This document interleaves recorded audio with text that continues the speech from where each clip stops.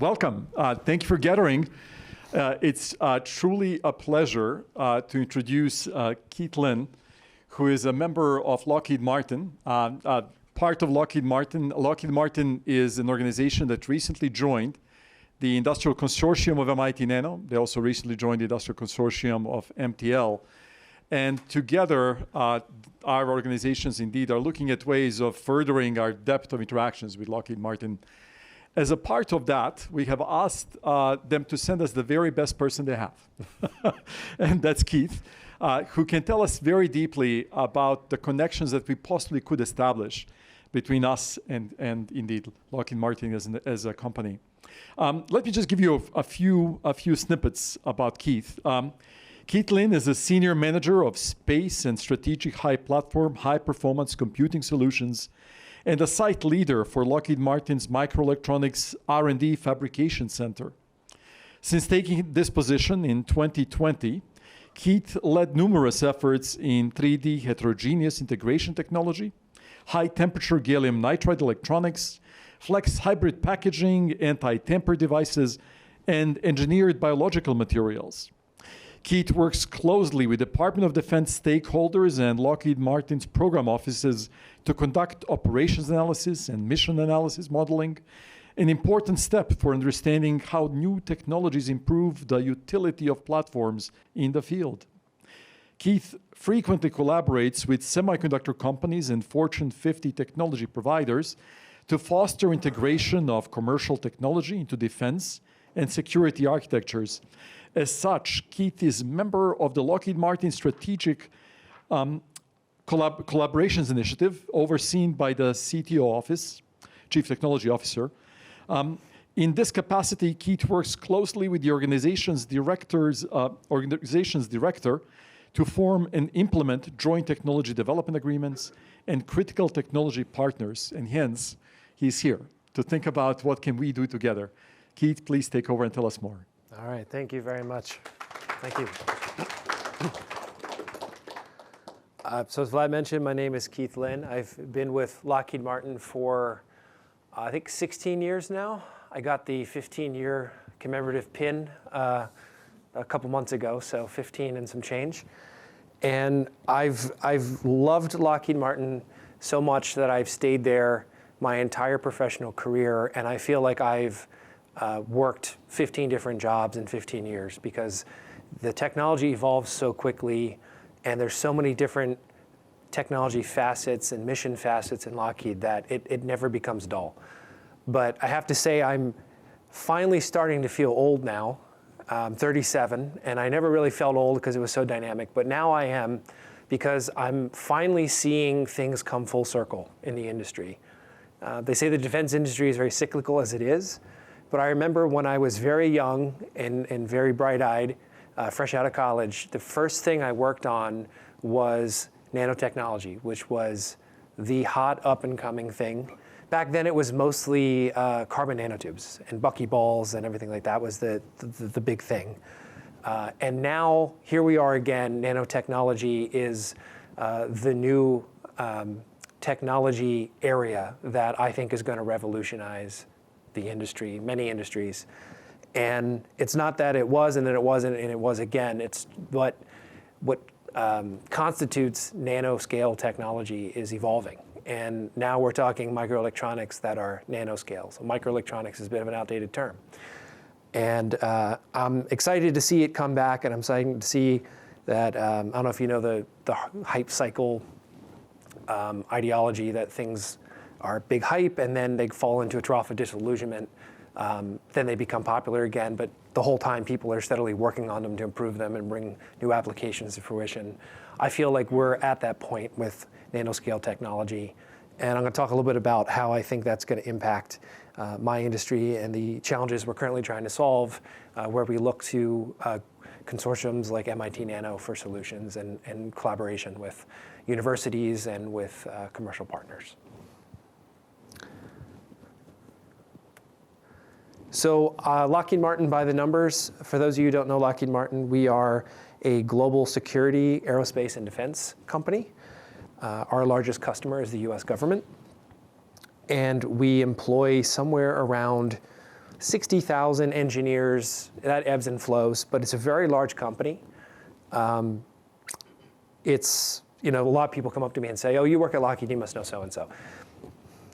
30% chance, I've been around a little while, so maybe 35 for me, but the company does a lot of things. There's a lot of people across many, many locations. I was just having a conversation a minute ago about my site here in Greater Boston only has 10 people, but I manage 20 people in Denver, and I have about 200 affiliates between the Bay Area, Huntsville, Alabama, Utah, and a few other places. So, in a post-COVID world, it doesn't make as much of a difference, but we are everywhere. And we operate 4 primary business units that you can see here.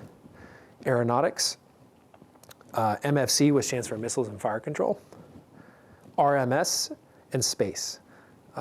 Space is pretty self-evident, RMS not so much. RMS does radar systems, they do surface ships, they do submarines, they do some helicopter subsystems. So that's a hard one to just understand by the name, but we like to say that we cover all domains: land, air, sea, space, and now increasingly cyber. In addition to our core enterprise, we operate multiple subsidiaries, and we maintain very large supply chains with many small business and commercial suppliers. So we like to think of ourselves more holistically as the enterprise plus the affiliates. So everything we do, the F-35 or satellite system will have a huge tail of suppliers and partners and facilitators that make the whole thing possible. So it never just stops at Lockheed Martin. In addition to that, we operate internationally. I think the last chart shows what percentage of our business that accounts for. 26%, that's growing. International is becoming more and more prominent. The way that we engage internationally is changing. It used to be more hands-off. Now it's more direct engagement with foreign governments. And we maintain outposts and partnerships and affiliations across a number of countries. Their silhouettes are shown there. I can tell you that UK is quite large, and Australia and Canada are also quite large. Sometimes when we do international business, it leads to some really interesting scenarios. I like to talk about this one because it's kind of funny. And this chart probably makes no sense to anybody, but one of the things you do in the defense industry when you do international business is something called industrial offsets, which means that a percentage of the value of every defense sale has to be matched with other investments in country, and it has to be collaborated with the governments of those countries. One example that I worked a few years back was for the sale of F-35 aircraft in Denmark. We went to Denmark, we talked to their ministries, and they were very interested in applying some of the sensor technology from the aircraft to other industries. And one in particular was cold supply chain, which is really prominent in the dairy industry. And their dream was to have that technology make it into the US agricultural markets. So in order to facilitate this airplane sale, we had to go back to the US, talk to the USDA about where we could apply this technology to make a big economic impact. And I remember going to Chicago to meet with the Dairy Management Institute. It's the nonprofit that does the Got Milk campaigns. And I'm sitting in their boardroom, and I have representatives from USDA and the DMI and a couple other affiliate organizations. And we asked them, we want to help solve a major technical challenge for the US agricultural industry. What are your top problems? And I remember very distinctly, he sits back in his chair, and he rubs his chin, and he goes, cheese smugglers. and we just kind of stared at him for a second. Said, I'm sorry, could you repeat that? And he said, cheese smuggling is a major problem in this country. Everybody thinks we have an illegal immigration problem, but we have an illegal cheese problem. And many, many people get sick from bathtub queso fresco. And I said, okay, bathtub, explain. And he says, well, it's like bathtub gin. Back during Prohibition, people make queso fresco in their bathtubs and they run it across the border. And we got to catch them before they get it into the supply chain, or else many, many people could get sick. So that's what I spent 6 months working on. And this was all to sell aircraft. So this is why I stay at the company. There's a lot of creative things that are more art than science. And if you're someone like me who likes to have a creative side, then there's always something that you can do that's fun and rewarding and lets you see some interesting places and meet some interesting people. All right, so where are we today in the defense industry? Well, Lockheed Martin and our CEO, Jim Takelet, has set out a strategy called 21st Century Security. And this is meant to address the evolving world that we live in, which is itself driven by transformational technologies, moving to more of a digital landscape, moving to a world where more assets can do more computation and communication with each other and rely less on a hub and spoke model. So these are the imperatives that we have set forth to pursue over the next decade or so to help bring modern technology into the way that we operate from a national security standpoint. Networked platforms, this is the graphic here you can see talks a little bit to that. Aircraft talking to satellites, talking to drones, talking to ground platforms, talking to ships, talking to infantry on the ground. It's all connected. And it's not just passing raw data back and forth. It's collecting data, processing it, interpreting it, sending that information to another platform without having to go back to a central terminal. So we call this edge computing and distributed computing.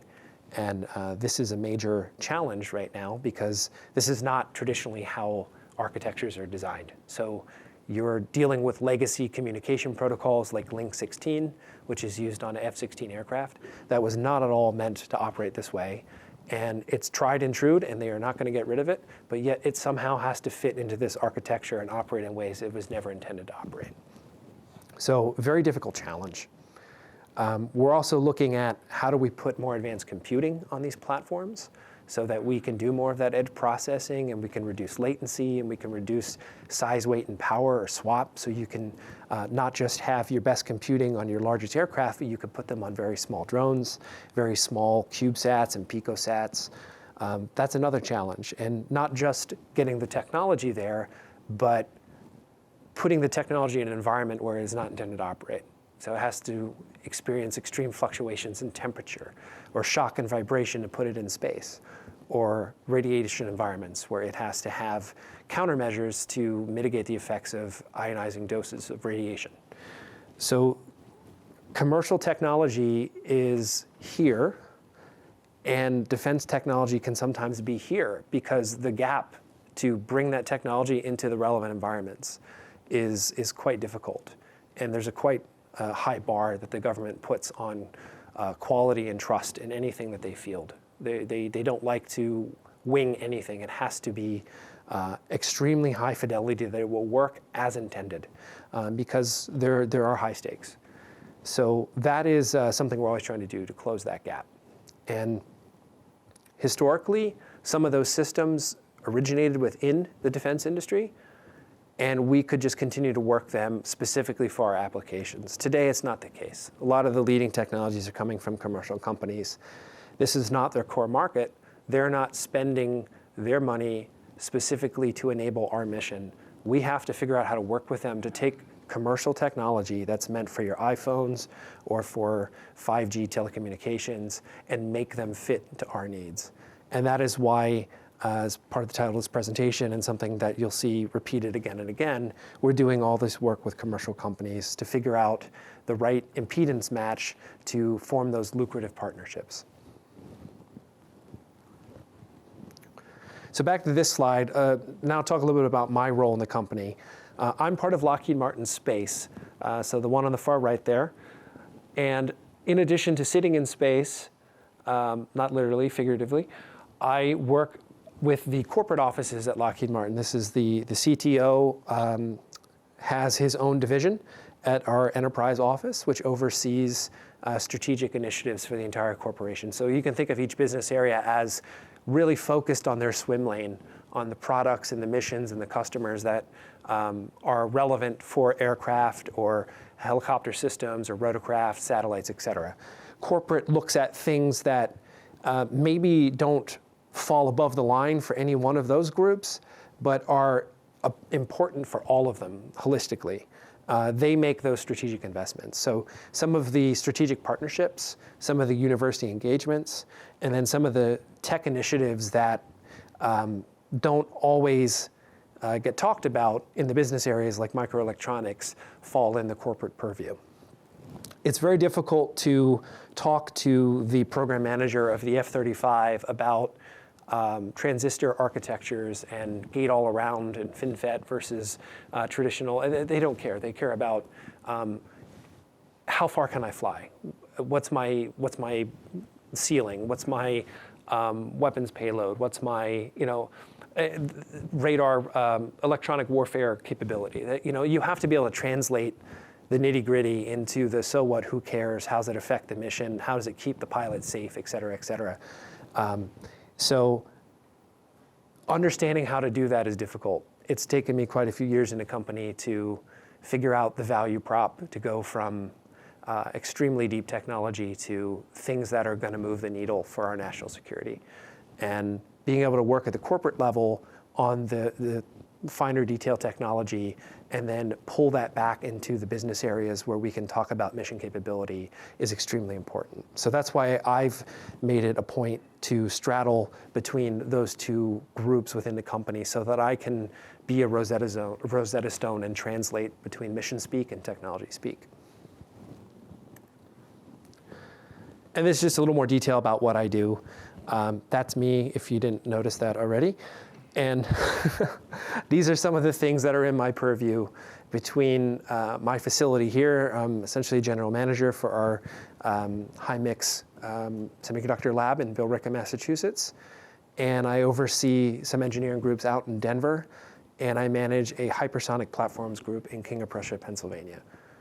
So everything from gallium nitride, thin films, flexible electronics, specialty coatings. We even get into engineered biological materials. So we source materials that are derived from modified bacteria, and we apply them to various optics and coatings and things like that to determine if they can improve performance over non-biological source materials, or in the case of things like rare earth elements where there's a supply chain problem or there could potentially be a problem, we look for alternative sources of material.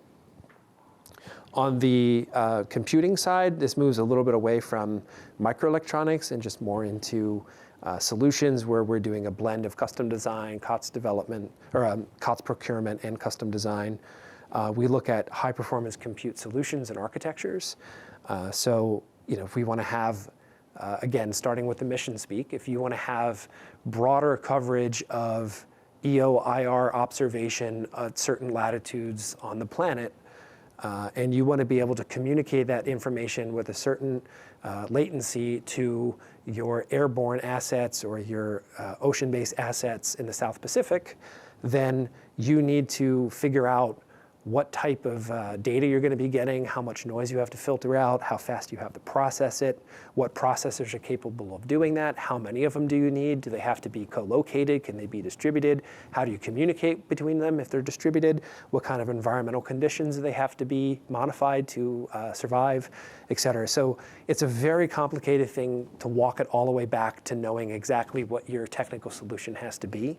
And that's what our network architecture and distributed computing groups are actively doing with our program offices and with our customers. Hypersonics is a very interesting area. It is the mother lode of extreme conditions that you don't find anywhere else in terms of shock, vibration, heat, ablation, plasma fields, all kinds of things that are new engineering challenges you have to work around. I have a slide on this a little later, so I'll go into that in more detail. But again, another interesting area. And the things we develop there, we also find have relevance in other places as well. So usually when you work on the most extreme of extremes, you find utility in other places. I mentioned microelectronics. We still operate platforms that have been in use since the 1960s. And many of them still use compute systems that are from the 1960s on 180 nanometer CMOS or above. That's because they were qualified extensively back in the day, and we know they work, and we have plenty of data to prove it. and we continue to use them. But that mentality cannot persist forever.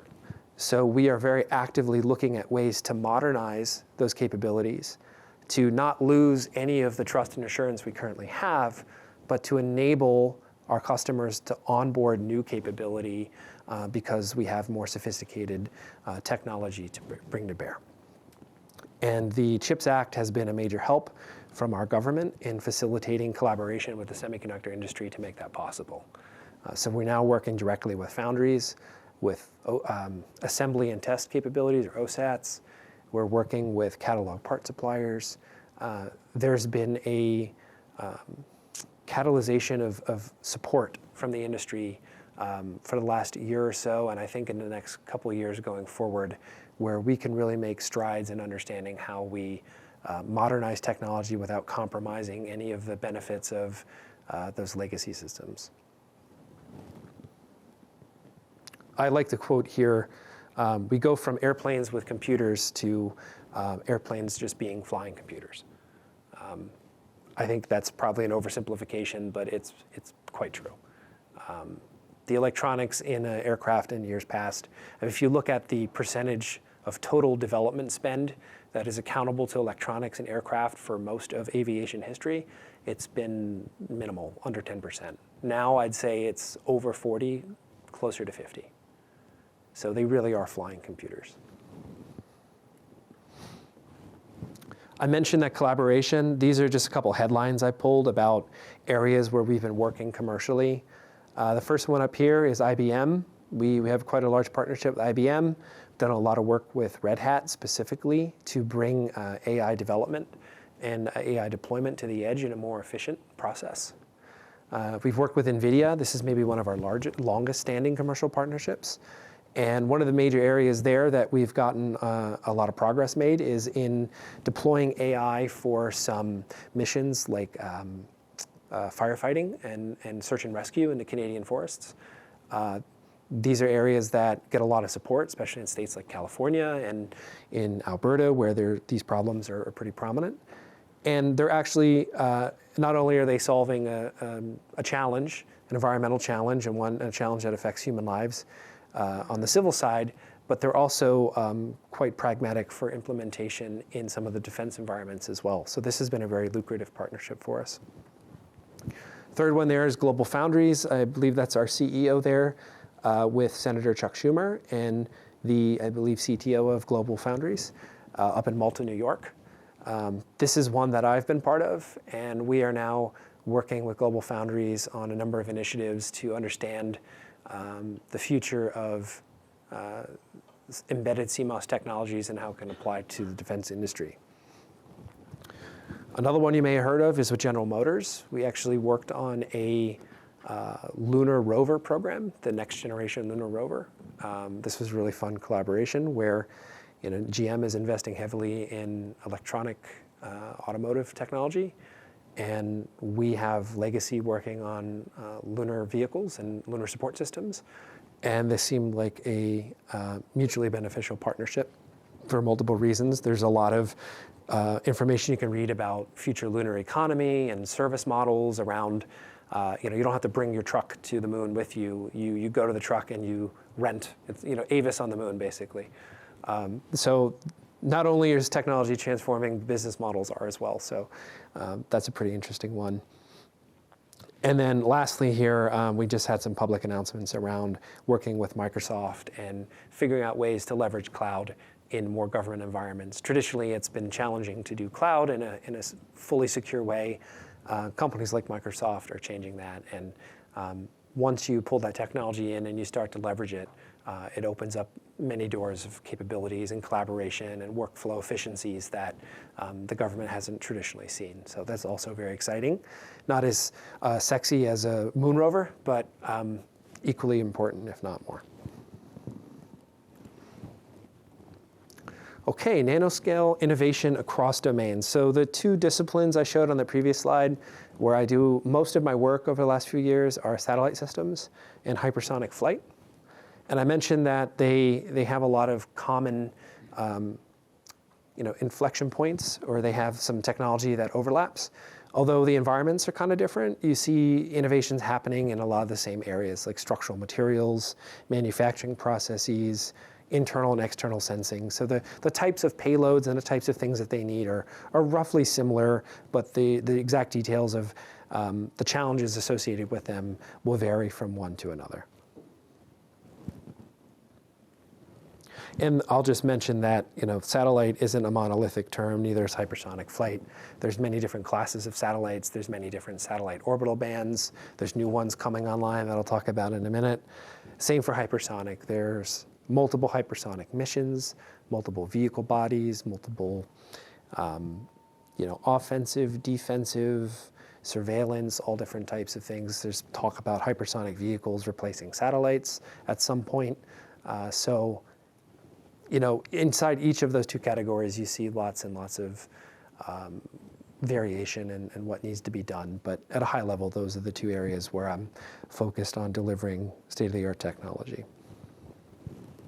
About hypersonic flight, hypersonic as a term roughly means to traveling Mach 5 or a mile a second or faster. This is something that's been of increasing importance over the last couple of years. You probably see a lot of talk about hypersonic capability in the press. It's not a capability that the US has alone. It's not unique to us, is what I'm saying. It's something where other countries are developing this at very fast paces, and we are as well. And it's, I think, in terms of priorities that our government lists, microelectronics and hypersonics are number one and number two. They trade places time and time again, but I believe last time I checked, that was the ranking. So what are some of the challenges of hypersonics? At that speed, you're going to experience temperatures on your surface in excess of 1,000 C. There are points where that is higher, there's points where it's lower.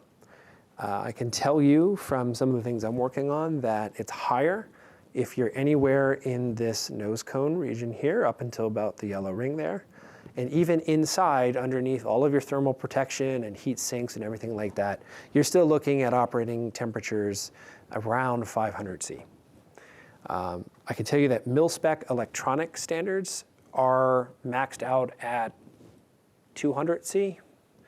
So we're talking about putting things in places that they're not meant to survive in. So that's a major challenge. And commercial companies don't want to say that they can operate in those conditions. They don't want to supply you if you tell them that you're operating in those conditions, because there's no guarantee on how well the devices will perform. In fact, most thermal models for electronics in those conditions tap out at 200 C. So you see the same performance predictions at 300 C and 400 C as you would at 200 C, because they just stop modeling after that point. So this has been something we've discovered and we're working on. There's benefits of having the ability to put things like sensors and compute capability in those parts of the vehicle versus having to put them near the back of the vehicle where it's cooler, or having to surround them with massive titanium heat sinks that add weight and affect the performance of the vehicles themselves. Another challenge is that you're going to generate a plasma field when you're traveling that fast. You're going to have all these ionized particles surrounding your vehicle and making a sheath.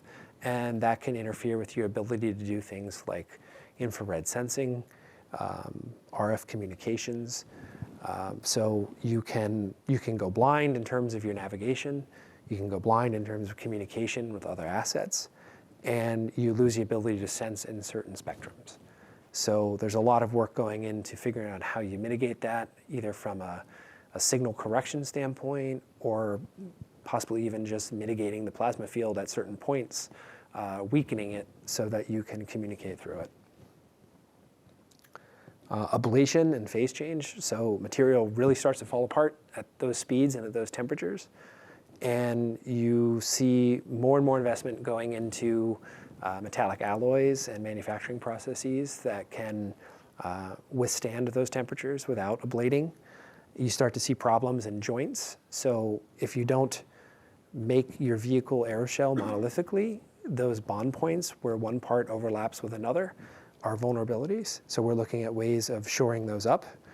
And we're looking at new materials for things like radomes that allow you to integrate more seamlessly so you don't have weak points. And those materials themselves have to also be able to withstand those extreme conditions, and that has been problematic. Some of the areas where the innovations are happening, in summary, microelectronics, metal alloys. So we're actively looking at new species of metal alloys that can meet both the extreme temperature and extreme environment conditions, but also are scalable for additive manufacturing processes. So it's as much a logistical challenge as it is a technology challenge. And then things like sensors, piezoelectrics, they're all being looked at. Energy harvesting is a big one right now because you have all that heat, you might as well figure out some way to put it to use. This one just talks a little more detail about sensors, communications, airframes, and simulation. So I think I touched on all these. There's a little bit here about why each one of them is important. So I mentioned putting sensors in places that are extremely hot. This really boils down to the ability to track moving objects and to have higher fidelity on your own positioning, and specifically when you're not going to be able to use GPS, which could be caused by environmental conditions or man-made conditions. But the more you can look where you're going, which requires you to be in very hot environments, the better off you are in performing your mission. If you have to look backwards or sideways, or you have to do turnarounds and things like that to see what you're trying to do, it compromises your ability to perform. Communications, again, the plasma field and human effects, jamming, things like that. We have to be able to be self-sufficient in terms of navigation and IMU capability, higher precision, things like that. So this is another area where a lot of investment is being made and a lot of calculations are being made about what kind of capabilities are needed, what thresholds have to be overcome, et cetera. And we have some partnership activities going on there. Airframes, right now, a lot of carbon-carbon material is being utilized because of its thermal performance, but there are limitations in how quickly and cost-effectively you can produce using carbon-carbon. It's known that metallics are much better for scalable 3D manufacturing, but there are some challenges around the characteristics of some of the more readily available alloys. There's also this is more forward-thinking and strategic than tactical, but there's some challenges around where certain alloy materials are sourced from and whether that could or couldn't be a problem in the future based on some geopolitical conflicts. So all these things get factored in. We want to make sure that in a worst-case scenario, the United States has the ability to manufacture the hypersonic aircraft it needs to perform the spec and without any kind of supply chain shock or hiccups that would throw a wrench in the whole thing. The last one here I didn't talk about yet, but I think it's maybe one of the most important, and I see this a lot with my team, is that we make all this progress on a technology, and we get to a point where we need to test it in a relevant environment. And then we wait, and we wait, and we wait. And then we pay a lot of money, and we do a test, and we get a little bit of data back, and we're not satisfied. And then we wait, and we wait, and we wait, and we do it again. And this is because the ability to test in relevant environments and in situ is a bottleneck. And the rate of technology development far outpaces the supply of testing capabilities. And the reason we can't do what we do in other fields, which is just offload some of that early validation work to simulation, is because the fidelity of hypersonic models, multi-physics models, and specifically computational fluid dynamics, doesn't allow us to get the fidelity we need to make that triage. We have to do real-world testing. And if we could overcome that, then we could more effectively triage which technologies move forward, and we could cut the queue down for these testing infrastructures from something very large to something much more compact and manageable. I think this is a major area that the industry has to be investing in at the same time that the government is taking action to increase the supply of testing capability. So we're approaching it from both a supply and demand angle. But I think having that higher fidelity simulation capability will pay many dividends for the industry.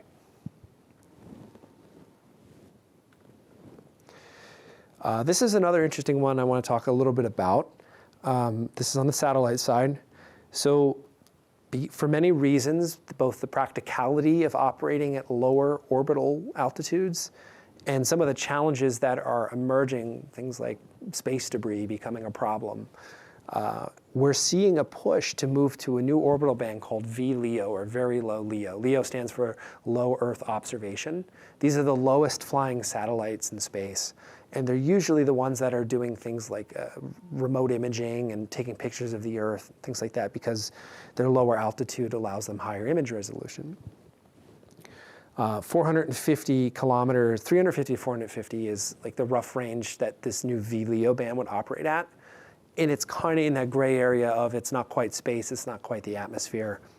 So this one's really fascinating because your traditional satellite, like this one I have here, that is like a flying box with solar panels, won't survive in that environment because there's so much atmospheric drag that it needs to be more aerodynamic.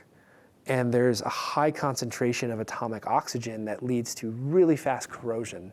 So if you put something like a traditional satellite in this orbit, it would just destabilize and deorbit very quickly. And if somehow it didn't do that, the payloads would start corroding and it would become useless very quickly.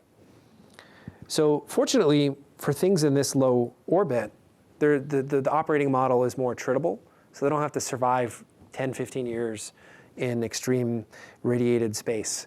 They can survive for a few years and be smaller and cheaper, and we can put up new ones for less money because to go to higher altitude orbits requires more fuel, and basically your launch costs are just significantly higher. But that doesn't solve the problem of being fit to operate in those environments. So we're looking at things like, how do you build a satellite that looks more like an aircraft and is aerodynamic and has enough thrust to maintain orbit in a dense atmosphere? Traditional electronic propulsion from solar on satellites won't cut it. So we're looking at different methods of doing that. How do you mitigate the extreme corrosive effects?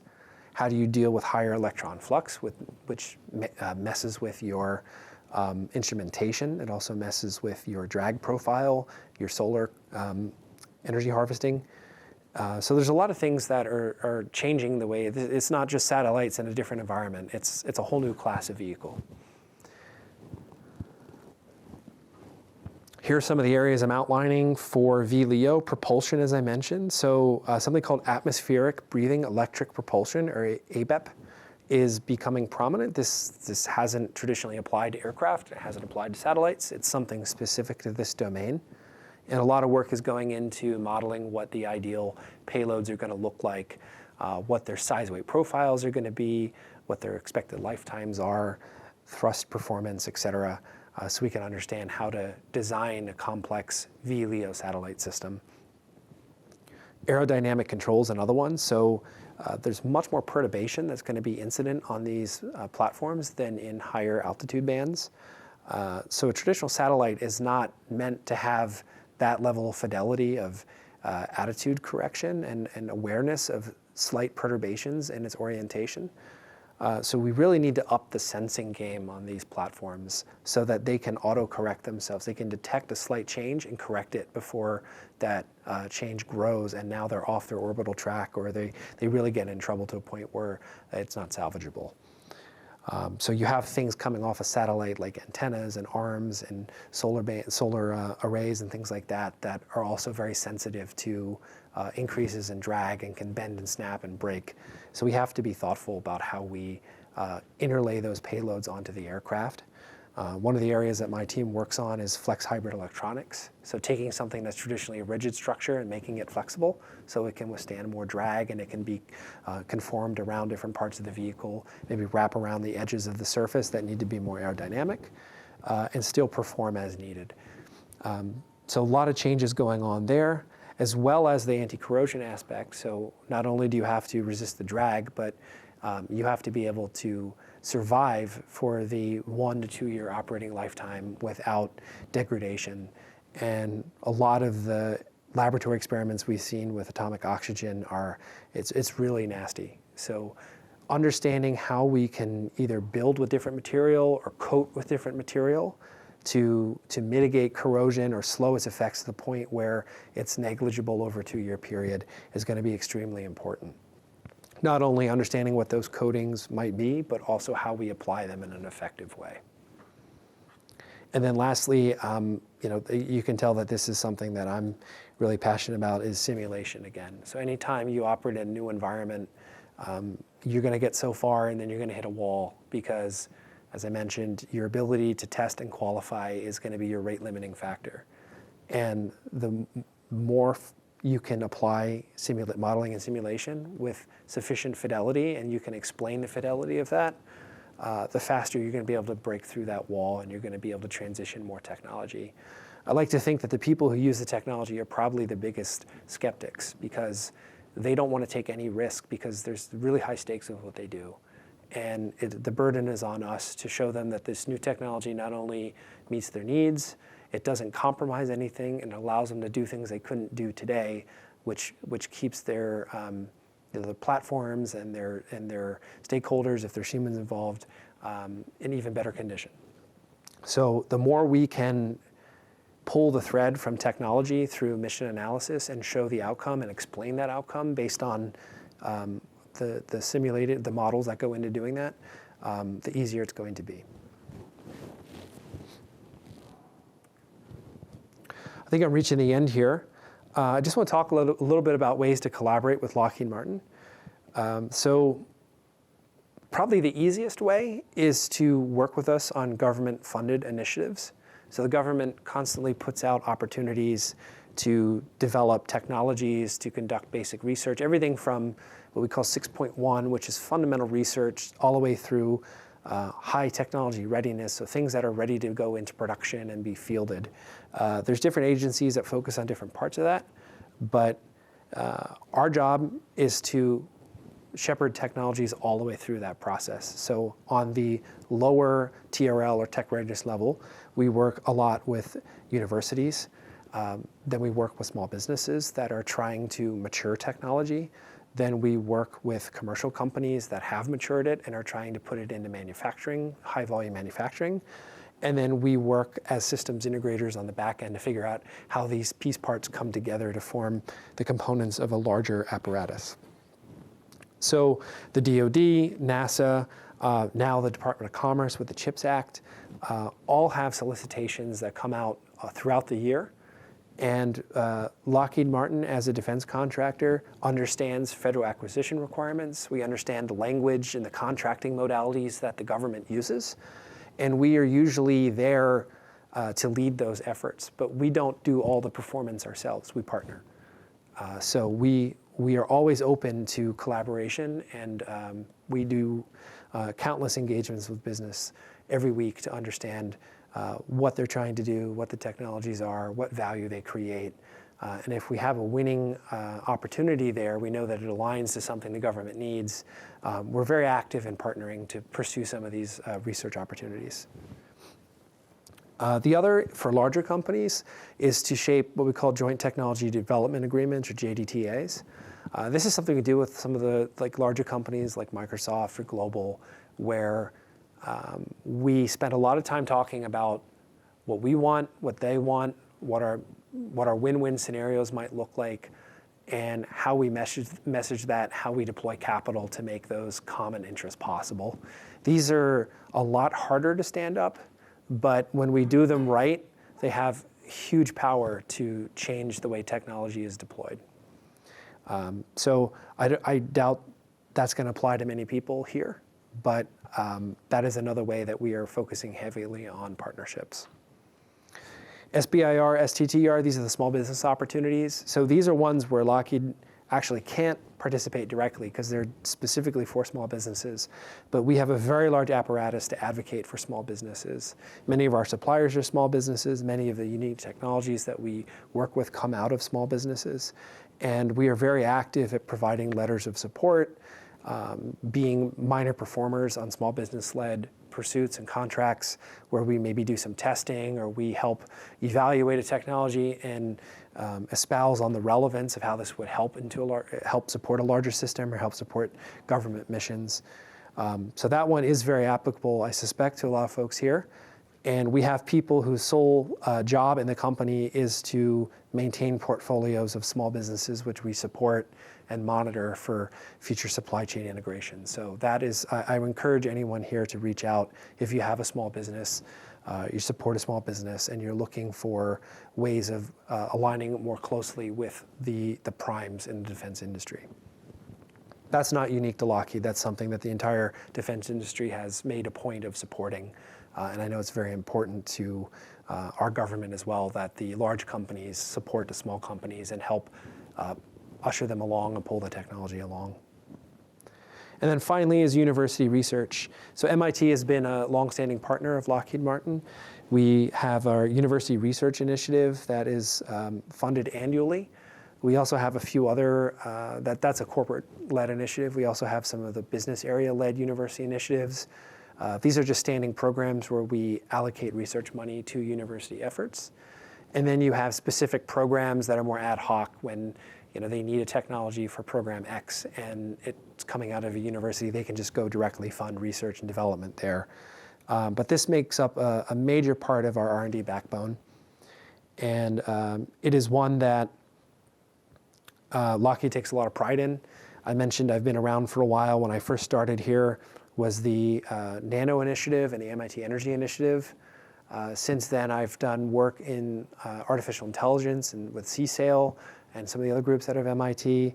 Now working with the folks like Tomas Palacios and Brian Wardle on materials and microelectronics, and now being part of MIT.nano.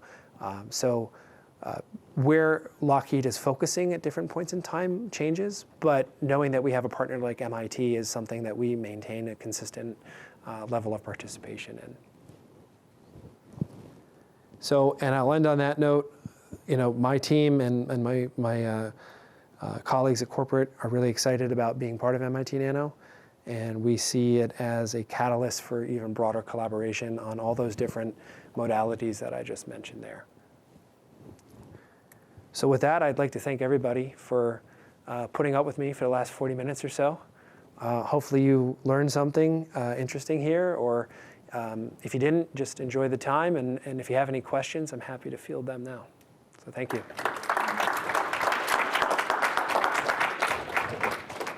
So any questions for Keith?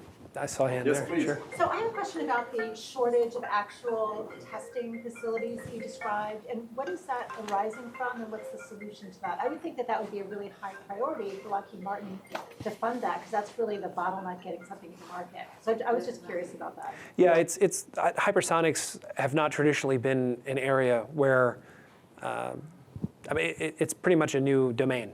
So a lot of the long-standing test facilities that you see at national laboratories, things like that, are not oriented for that. Some of them are. We have like high-speed sled testing, and you can do some laboratory replication of the environments, but it was never designed specifically for that. And now all of a sudden it's a domain everyone cares about, and we can't innovate fast enough. So the demand is outpacing the supply. Same thing for in situ testing. We're developing the platforms to travel at hypersonic speed. At the same time, we're developing additional hypersonic platforms to test the things that go into the other ones. So it's kind of like you have to innovate on your measurement at the same time you're innovating on your solution, which is why the government is investing pretty heavily in things like sounding rockets that are surrogates for hypersonic flight. And there is a lot of investment going into updating and refreshing and expanding those lab infrastructure capabilities so that the supply catches up. Other questions?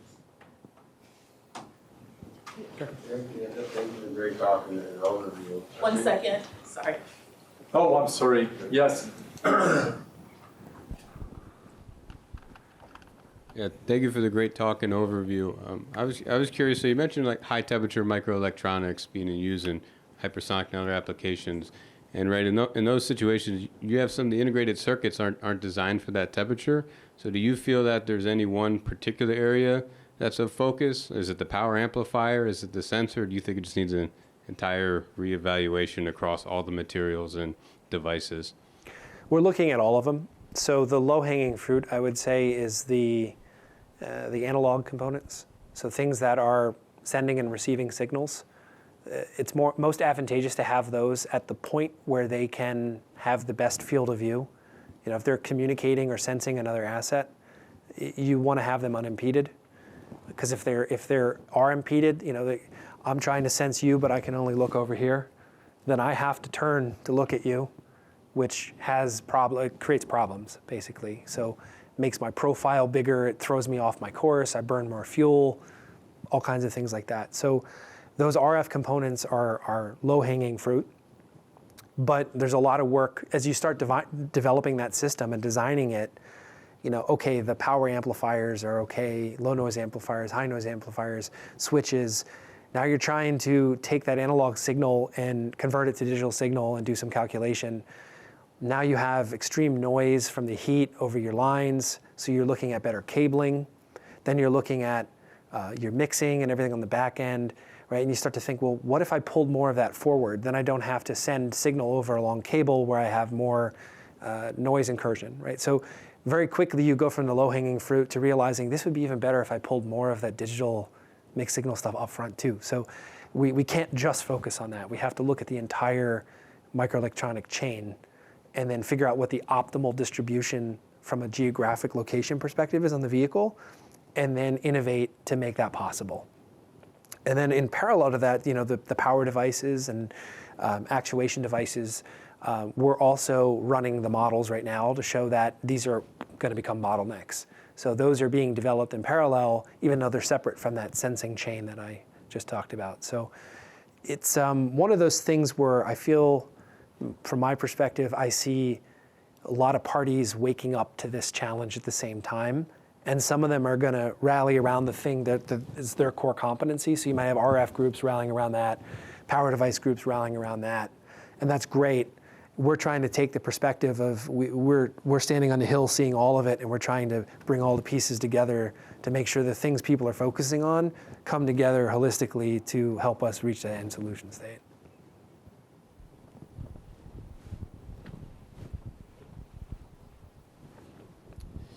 I do want to ask whether AAA applies on the moon if you're renting a car, but that could be for afterwards. We have a lot of startups around MIT.nano, where I work with Vladimir, and I'm curious if you could expand a little bit upon what criteria maybe you're looking at if you were writing letters of support, what that might mean in case there's anybody in the room who would be interested in that. I thought a little more detail might help us understand when to approach Lockheed about an opportunity. Yeah, so the one challenge that we see the most with working with small business, working with commercial business in general, because of the nature of the defense industry, is we have to make sure that there aren't export control issues around something. So if you're working on a technology and you don't have a workforce with US citizens that can work on things that were potentially classified or sensitive, that is going to be a problem for us. So there are certain things where we just need US nationals supporting it. This is purely mandated from the government. It's from a potential security standpoint, so we're just following guidelines there. But in a lot of cases, we do work with companies where there are certain subsets of the workforce who can work with us on specific applications, and that's fine. We just work with them to make sure that the right firewalls are in place. I would say that's the biggest hurdle, or the biggest thing that would stop us from doing everything we want to do with small businesses. But it's one that we often work around, and there's a couple companies we're talking to right now that are MIT spinouts. We don't just work across the board. We find specific things that are applicable, and we align the right people on both sides, and then we can actually start working together well. So I'd say taking the time to figure that out, and knowing, okay, you want to approach Lockheed to talk about your technology for hypersonics, right? Make sure that you can talk to us about how you can work with us on that technology without violating any export control or sensitivity issues. Other questions? Other questions? A quick question. You haven't mentioned radiation-hardened electronics. I assume that's also an issue? Yes. Okay. Definitely an issue. For space, absolutely. for strategic systems, so things that are domestic intercepts, things like that are also required to think about, like ICBM defense, missile defense capabilities. They have high radiation requirements, so it's not just space. But yeah, in my discipline, that's a big deal. So looking at doing radiation hardening by design is expensive and time consuming. So you have to build redundancies and things like that into your hardware and software to mitigate radiation effects. If we could figure out how to do that on the packaging scale, so your electronics stay as they are, but you just package them differently and the packaging stops radiation from permeating, that would be huge. But we haven't cracked that nut yet. It's, hasn't substituted rad hard by design and rad hard by process. Same with thermal management. We're getting into a lot of challenges with thermal. And thermal's traditionally addressed at the structural level, so you have heat pipes and things like that wick away heat. We're finding we have to move more towards the packaging and the devices themselves, processes and design changes in the die of the electronics, all meant to keep the device from overheating or to efficiently move heat away so that it can continue to operate. Otherwise, we have to throttle down devices and we lose performance. So if we could do electronics without any semiconductors, that would be kind of good. that would be ideal. Okay. we do have ideas. And you could produce them at scale. Oh, yeah. Oh, yeah. Last question, given the time, we already spent a lot of it. So you mentioned one of your favorite examples of how to utilize an offset and how to engage in essentially any project at all possible, just to make sure that other businesses of Lockheed can indeed do their performance. And you mentioned cheese smuggling as being one of those specific ones. Any other ones come to mind? Because it does sound like the opportunity is completely open. There it's, if we can suggest to you a fantastic technology, it has nothing to do with any of the ones you mentioned. Yeah, definitely. That could be grown into a business in some country that might be focusing on cheese or otherwise. Absolutely. It's one of my favorite facets of Lockheed because the door's really open for anything, like you said. Yeah. And some countries, not so much. Their priority is if we're gonna buy airplanes, we want to make parts of those airplanes in country. Others, it's more, it's less specific to the thing they're buying. They just say, we really care about desalination, or we care about agriculture, aquaculture. So one of my other examples is we actually created a spin-out called Forever Oceans that we spun it out, our venture fund invested in it. They did mobile aquaculture. So they would have these geodesic pens with GPS tracking technology, and they would put little hatchling fish in them, and they would set them adrift in the ocean. They would follow the ocean gyres and make this large circle, and by the time they came back, the fish were fully adults. And they found that by having them in the open ocean like that, and with that high fidelity tracking, they were healthier fish. It was a big deal, and countries in the Middle East and Southeast Asia were really interested in this. So again, nothing to do with anything with our core business, but there's a lot of opportunities like that. How's the company doing now? They're doing great. Yeah. All right. I think they are a supplier to some of the really high-end sushi, like Nobu, places like that. So it sounds like they're doing great. And the CEO got to move out to Hawaii, and what a hard life out there. Yeah. Keith, thanks a ton. Yeah, thank you.